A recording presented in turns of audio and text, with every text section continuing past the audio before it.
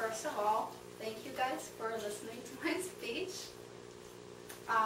The topic that I presented, or that I chose to present my speech on, is called How to Deal with First Aid Emergencies. Did you guys know that according to the American Medical Association Handbook of First Aid and Emergency Care, which is this book over here, about 150,000 people die each year because they did not receive the first aid they need. I want to ask you guys a question. Have any of you ever been involved in a medical emergency? First aid emergency? Okay. Good. For the ones of you who have, you guys might have actually saved or changed someone's life by being there. For the ones of you who have not been present in a medical first aid emergency, I strongly encourage you guys to get yourselves a first aid book and start looking at the procedures involved when dealing with a first aid emergency. So today I want to talk to you guys about the general procedure of dealing with any type of first aid emergency. It doesn't really matter what kind. And I want to talk to you guys about one scenario and its course of action. So the scenario that I'm going to talk about is how to deal with someone who is suffering a heart attack. But so let's first talk about the kind of general overview of dealing with first aid emergencies. There are 5 steps involved. The first step is to actually recognize that there is an emergency. The second step would be to decide whether to help or not to help. And interestingly, someone involved in a first aid emergency doesn't decide easily whether they want to help or not if they haven't ever thought about what they would do if they were involved in such a situation. So you guys might want to think about, each and every one of you, what you guys would do if you were in that kind of situation. The third step would be to call 911 if needed.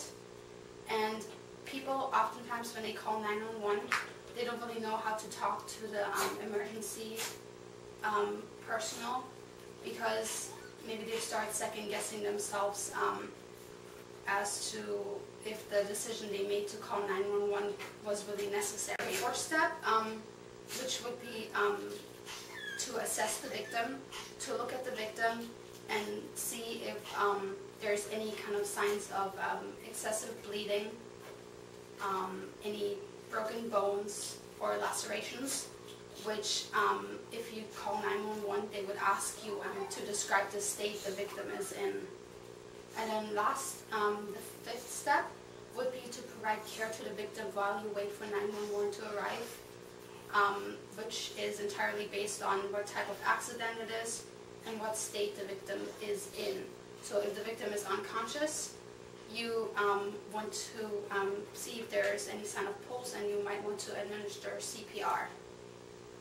So these are just the general procedures. And now I want to talk to you guys about what to do when someone is suffering a heart attack, which is kind of more specific.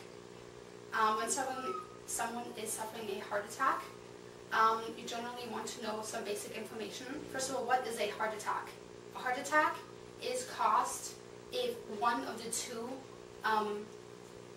arteries that deliver blood to your heart becomes clogged by something, and as a result, decreased blood goes to your heart, and which over time usually results in something called like a heart attack. How do we actually know if someone suffers a heart attack?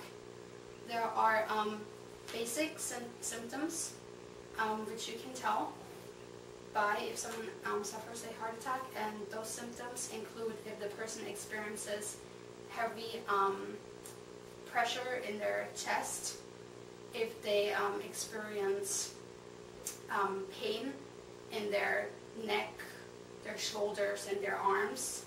And other symptoms may or may not include if the person feels really nauseous, if they feel really lightheaded, if they experience sweatiness, blurred vision, and confusion. If any of those symptoms do apply, then the person most likely is suffering a heart attack, and it's really important to act really quickly because time counts in that type of situation.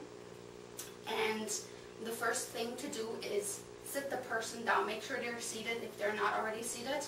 Call 911 immediately and make sure the person is comfortable and calm. Keep them, make sure they have a comfortable temperature, and loosen any tight clothing that might be like around their neck, their chest, or their waist area, and keep them conscious. If they do lose consciousness, administer CPR right away. From recognizing a first aid emergency to deciding whether to help or not to help, and calling 911, to assessing the state the victim is in, to providing actual care. When we do decide to actually help in a first aid emergency, we help someone who is in need to be helped, and whether we realize it or not, we may actually change that person's life. And so, like I said, I really want to encourage you guys to start looking at 8 books.